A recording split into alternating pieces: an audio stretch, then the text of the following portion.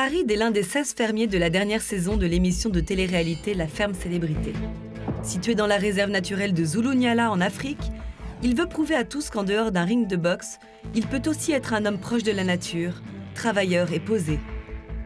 Il va mettre en pratique ce que lui a enseigné son grand frère spirituel Alain, dont il n'a subitement plus eu de nouvelles depuis 20 ans. D'ailleurs, après toutes ces années d'absence, Farid n'a jamais oublié l'homme qui lui a permis de découvrir qu'une autre vie existait en dehors de la cité où il a grandi. Alain était notre directeur de maison de quartier. À l'époque, je devais avoir 13 ans. C'est un monsieur qui a énormément marqué mon histoire, ma jeunesse, parce que c'était quelqu'un de très très humain, qui faisait beaucoup de social. Il souhaite aujourd'hui retrouver Alain pour comprendre ce long silence et le remercier des valeurs qu'il lui a inculquées lorsqu'il était beaucoup plus jeune. Je pense que si je devais décrire Alain, je pense que ce serait l'abbé Pierre de la jeunesse, parce que c'est quelqu'un qui a fait beaucoup pour les jeunes.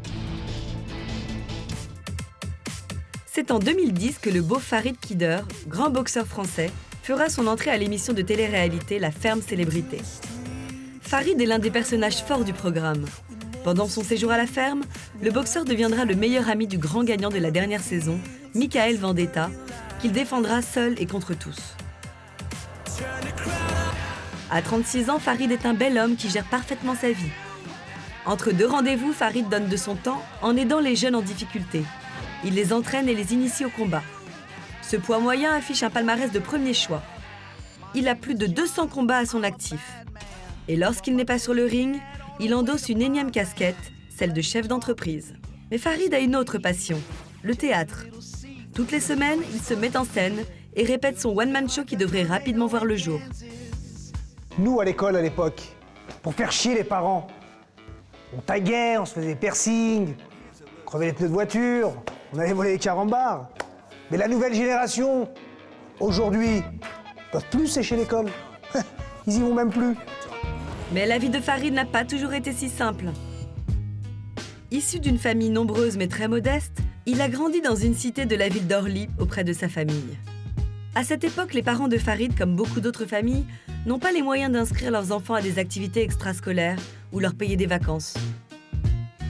Les jeunes passent beaucoup de temps dehors, livrés à eux-mêmes.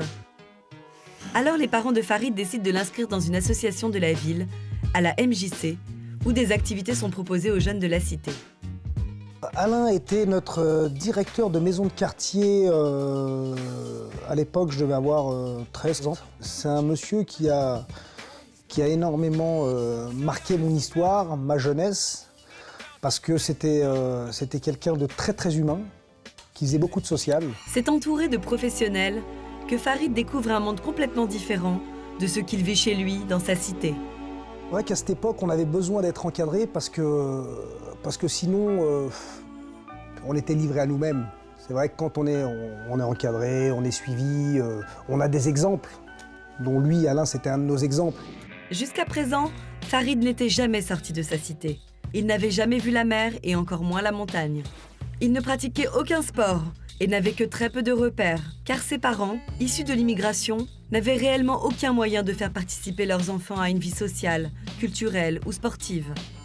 C'est grâce à Alain que Farid va évoluer dans un contexte plus sain, entouré de pédagogues qui vont lui inculquer de vraies valeurs.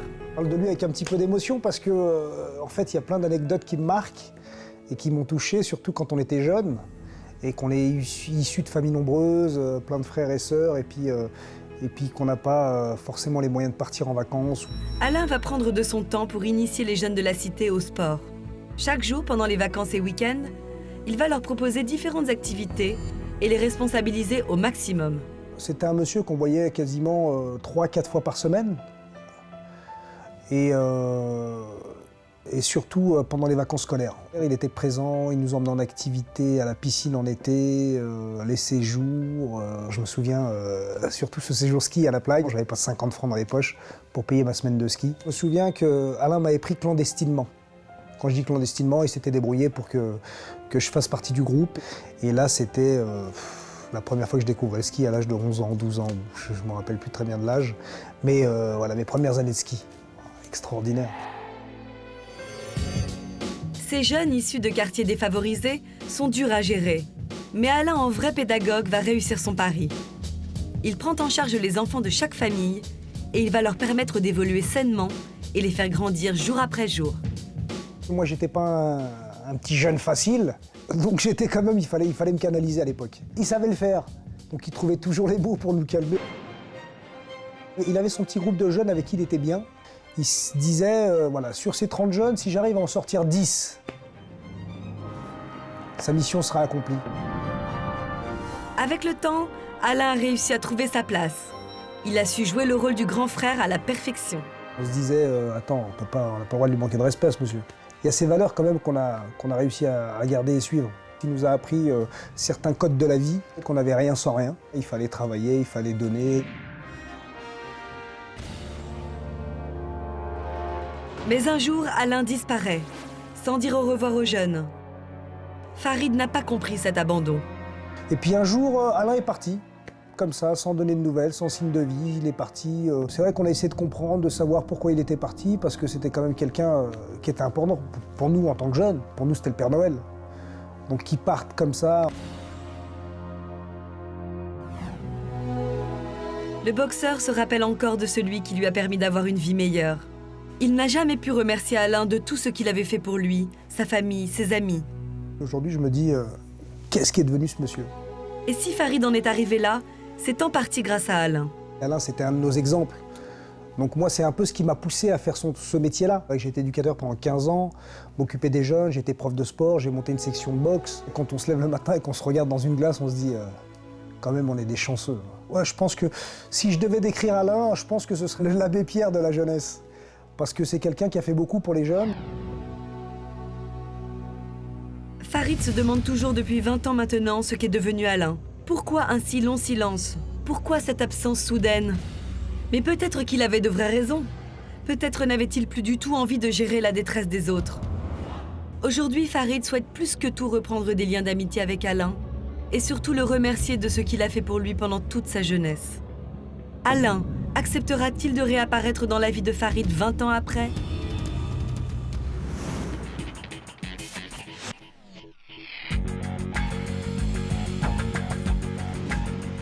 Salut Picho, c'est John. T'entends même une ouche qui pète. Je prends n'importe quel régisseur. Sans... On la refait. Tu as toujours été ici, tu as toujours été... C'est toi qui m'as appris à défoncer tout le monde.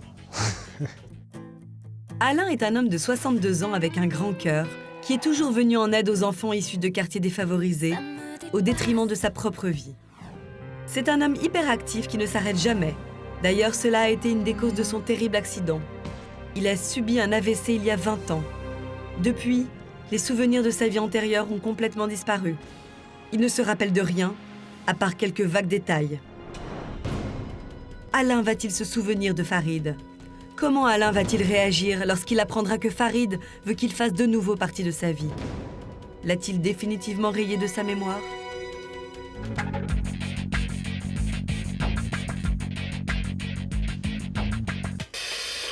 Bonjour Alain, c'est Farid. Déjà, j'espère que tu vas bien et aussi que tu te souviens de moi, parce que ça fait plus de 20 ans qu'on ne s'est pas vu. Alors à l'époque, Alain, tu étais directeur de la maison des jeunes. Moi, j'étais un petit jeune ado, pas facile à gérer. Mais je pense que tu as eu le tact pour pouvoir nous dompter. Aussi, grâce à toi, j'ai pu découvrir énormément de choses, voyager, participer à des activités, découvrir Paris. Parce que c'est vrai que quand on est gamin et qu'on vient de la banlieue, Paris pour nous ça paraît loin. Grâce à toi j'ai appris beaucoup de choses, notamment les choses de la vie, c'est-à-dire beaucoup de rigueur, le respect, la citoyenneté. Tu m'as inculqué des valeurs que je respecte encore aujourd'hui. Et puis du jour au lendemain, après 10 ans, plus de nouvelles, plus rien. On a éteint la lumière, plus de nouvelles d'Alain. On ne sait pas ce qu'il est devenu, où il est parti. Puis c'est vrai que quand c'est arrivé comme ça, plus de nouvelles de toi, personnellement, j'ai pas compris ce qui s'était passé. Puis aujourd'hui, ça fait plus de 20 ans que je t'ai pas vu. Et voilà, si aujourd'hui la télé est là, c'est aussi pour te revoir, pour te remercier de toutes les valeurs que tu nous as inculquées. Donc Alain, si tu souhaites réellement qu'on se retrouve, je te donne rendez-vous à Paris pour qu'on puisse fêter ces retrouvailles. À très vite, j'ai hâte de te revoir.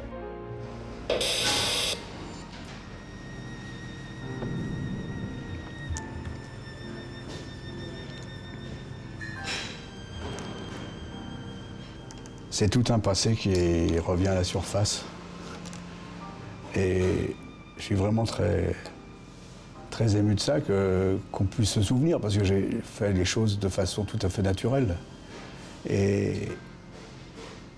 j'imaginais pas qu'un jour, on puisse comme ça revenir dans ma vie actuelle. À l'époque, quand il était gamin, j'ai peu de souvenirs. Je me rappelle un peu de sa maman qui travaillait à la MJC. Grâce à toi, j'ai pu découvrir énormément de choses, voyager, participer à des activités, découvrir Paris. Je me souviens d'un jeune qui fréquentait la MJC, qui venait pratiquer des sports, qui venait jouer au ping-pong avec moi.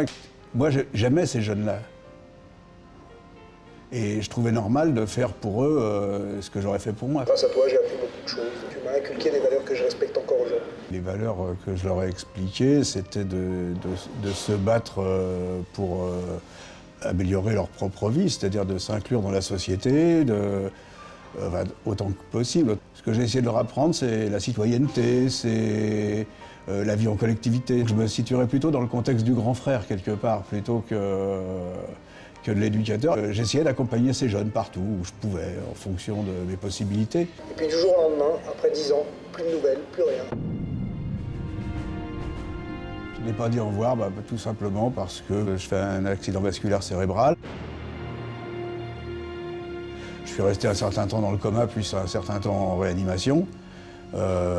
Paralysé, fauteuil roulant, réapprendre à marcher, réapprendre tout. Des souvenirs qui sont estompés et qui bizarrement reviennent par bribes. Puis c'est vrai que quand c'est arrivé comme ça, plus de nouvelles de toi, personnellement, j'ai pas compris ce qui s'était passé. Je peux comprendre que certains aient pu m'en vouloir.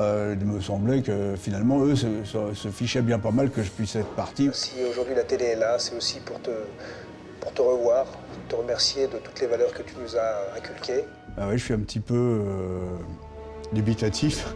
Je me pose la question de ce que je dois faire. Est-ce que je dois renouer avec ce passé, renouer avec l'époque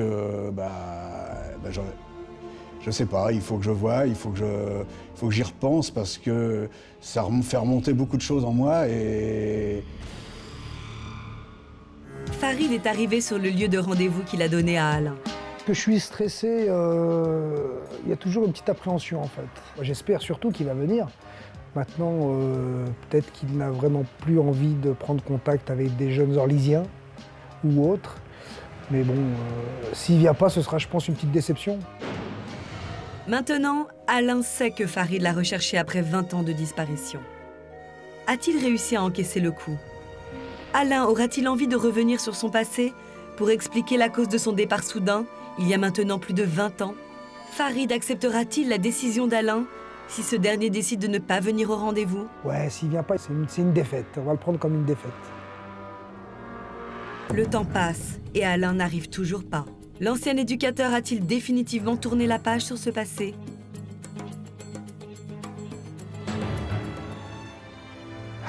Oh mon petit Farid. Comment ça va?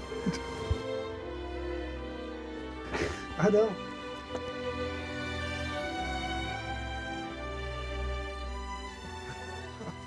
Les anciens. Ah, les anciens, ils sont là. Elle t'a passé, t'as grandi.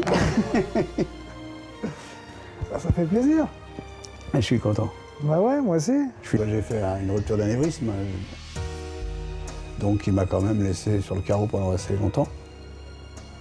D'accord. Je dirais une paire d'années, quoi. Puis, en plus qu'à jouer sur la mémoire.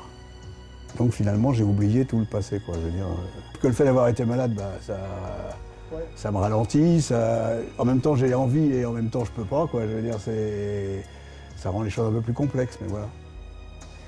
Mais je suis content, en tout cas je suis content d'avoir appris qu'on se souvenait de moi quelque part. Bah ouais, tu sais que tu nous as marqué, hein, nous et plein de jeunes. Je crois que... Bah oui, mais ça, j'en ai pas la conscience, finalement. Tu te rappelles de Bois Commun? Oui, je me rappelle de Bois Commun, on en a pas. Là-bas. Oui, le centre Riquesse, tout ça, mais je veux dire... Mais que les gens aient pu se souvenir de moi, je veux dire, c'est quelque chose qui me paraît inimaginable, quelque part. Bah, comme quoi, hein, quand on fait du bien... Et quand tu dis dans ton message que j'ai disparu d'un coup, je pensais pas que disparaître, ça allait ça allait gêner beaucoup de monde, quoi. Je veux dire, Ouais. même quelques personnes, mais Qui c'est qui pensait à nous? Qui c'est qui nous faisait du bien, qui nous emmenait en vacances, qui nous sortait un petit peu de notre trou? Ben voilà, c'était Alain.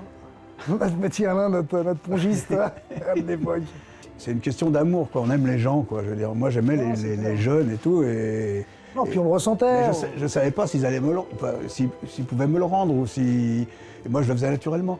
Ouais, moi aussi, je suis un peu ému, ça fait Il faut drôle. laisser passer un peu le. Là, c'est un flashback. Ouais, c'est vrai. Il y a un flashback. J'irai bien sûr te voir boxer. Bah, tu viendras au prochain combat alors. Bah, Tu seras l'invité d'honneur. Ouais, Bah, ça me fera très plaisir. ouais, c'est certain. J'ai un petit peu hésité à venir au début, mais ce qui m'a convaincu, c'est que Farid ait pu dire que j'avais été un exemple pour lui. Il m'a profondément ému. Je veux dire, comme on ne peut pas être ému quand quelqu'un vous dit que vous avez été à un moment donné dans sa vie à l'aider, etc. Je veux dire, c'est que du bonheur. Moi, je suis très content, très ravi qu'il soit venu.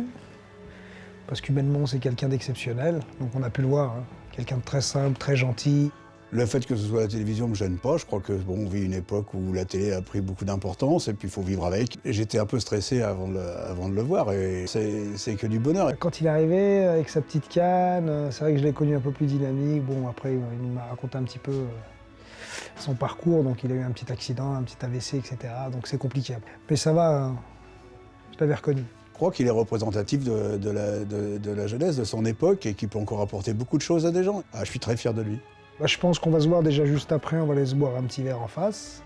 Une belle amitié qui se renoue, qui reprend.